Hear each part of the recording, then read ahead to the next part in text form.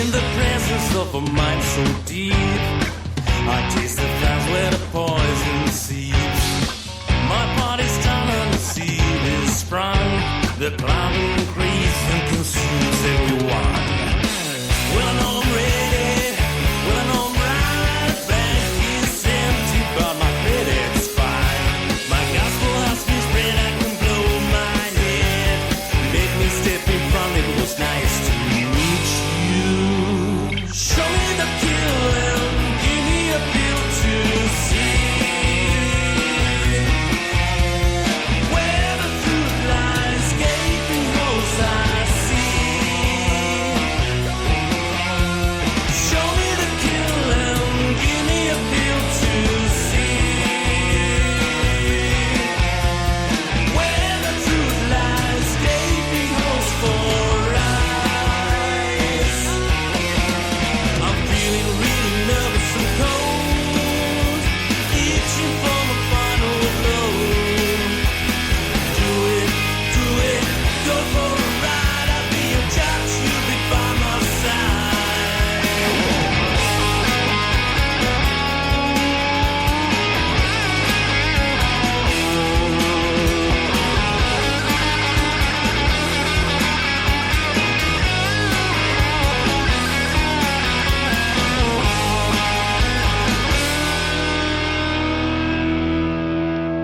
Show me the kill and give me a pill to see. Where the truth lies, gaping holes I see. Show me the kill and give me a pill to see.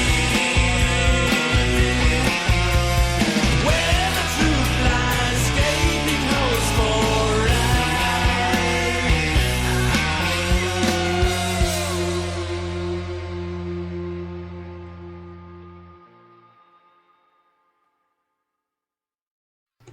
Right on. That was Freedom Fuel with Gimme a Pill. And you know what? We have played this song quite a few times, obviously, because we're big fans of the band, and the songs are really killer. Now, I know we talked about it, and everybody, this happens with everybody, and I don't think anyone will disagree, is with a lot of times, even though you've heard this song many, many times, a lot of times you pick up new stuff. And the same thing when you watch, let's say, a documentary or even just a regular TV show, like, oh, well, I didn't realize that last time, and that sort of thing. So, you know, that's what's so cool about it.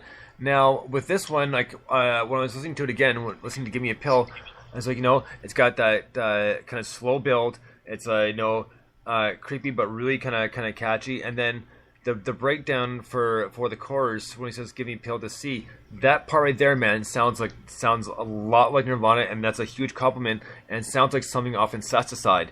And the way they tailed out reminded me of the song Big Long Now. So, like, great tune. Like, love this tune. Well done, man. I love it. So, there's my 2 cents on Give Me a Pill. Yeah, I absolutely love this tune. I mean, it's every time we've played it, I'm the same. You kind of hear more in it, and you hear different bits in it. It's definitely got that kind of 90s alternative grunge thing going on.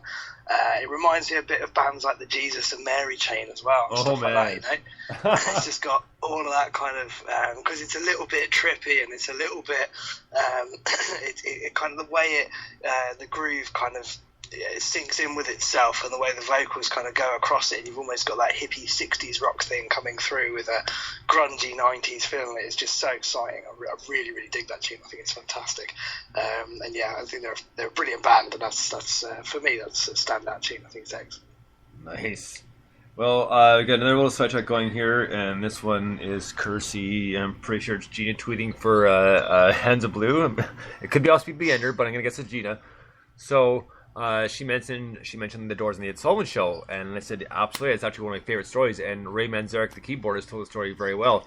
So no, they played Light My Fire, and the censor came back before and saying, you know what, you can't say it on TV because the censors, yada yada yada. And Ray Manzarek's like, yeah, no problem, we'll take care of it, don't worry about it, it's all good. And then the guy walked away, and they all kind of looked at each other. It's like, are we gonna change it? Like, well, no, we've played this way like a million times. Why are we gonna change it now? And they're like, okay, sure, let's do it.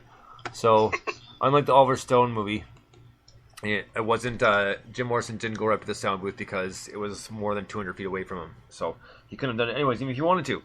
So what happened is they're playing, and when he gets to the part when they couldn't say higher on TV, and that was the issue, right? They couldn't say girl, we couldn't get much higher, and the guy suggested girl, we couldn't get much better, Sounded pretty cheesy, right? And what happened is Jim Morrison said it, continued on like it was like a normal show, and the only thing that happened is when because it was pretty much the whole band, so there wasn't like a zoom in on Morrison or anything like that. They're showing the pan out of the band, and you can see like Robbie Krieger, their guitarist, like smirking as he's playing. So, and that's all it was. The show was finished up, and the censor came back. Goes, "What'd you guys do? Because I told you that you weren't allowed to say higher on national television." And Ray Manzarek's like, "No, like I'm sorry, sir, because he was pretty much the voice of reason for the band. I'm sorry, sir, blah blah." They're like, "No, we had you booked for 6 more shows. You'll never play the Ed Sullivan Show again." And Morrison just looked up at him and said, "Hey man, we just played the Ed Sullivan Show." I was like, burn. Huge burn. So there's that, and thank you for bringing that up, Gina, because that's actually the best Ed Sullivan DVD, Blu-ray, whatever, what have you, is actually really good, and that's one of the best music stories on there, because there's a whole bunch of them too, right? So they show the duet with Aretha Franklin and Sammy Davis Jr., which was really badass, by the way. And so yeah, and the other side track is I just happened to see this pop up online, and I can't remember where I saw it, and it's a creative thing, and I believe the headline or the title was Eddie Vedder talked about being hit by Paul McCartney. He's like, wait, what? It's like yeah, exactly. Like, what the fuck? Are you serious? So I'm reading it, and what had happened apparently is Eddie Vedder and Paul McCartney were having a chat, and McCartney was telling him about an altercation he got into in a Seattle bar, and I guess he was mimicking punching the guy and actually clocked him. So it was an accident, but yeah, apparently Eddie Vedder got clocked by Paul McCartney. That's amazing. That's a great. I mean, you'd tell that story to everyone, wouldn't you? Yeah, right. Eh? Like, guess what happened? I got punched by one of the Beatles. Wait, what?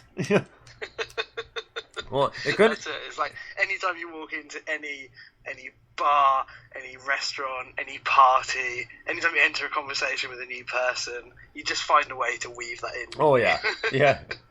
Yeah, no, that reminds me of that time I got punched by Paul McCartney. What? Yeah. I mean, I've been sick all week and picking my guts out. Oh really? Well, I got punched by. Yeah, exactly. But yeah, so right on. So next up, we have a band that we haven't played in a while, and the album's been out for quite a bit yet. I don't think they've done any new stuff, by the way. But either way, this band's really good. These guys are from Turin, Italy. The band's called Victims of Illusion, and the song's called The Day That Never Comes. Dig this.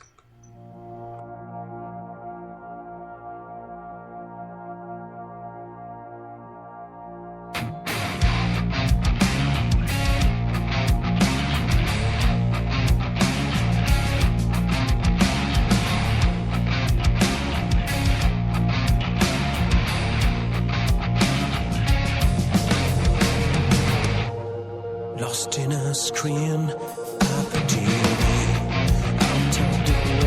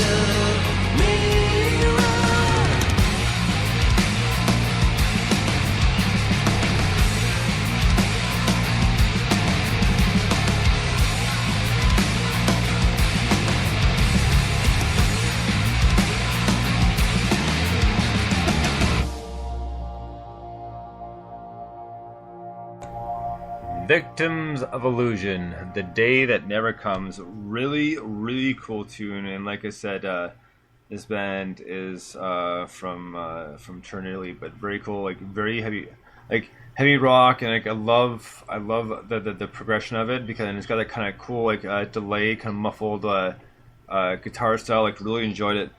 And yeah, the one thing I just realized too, I'm not really digging this new Twitter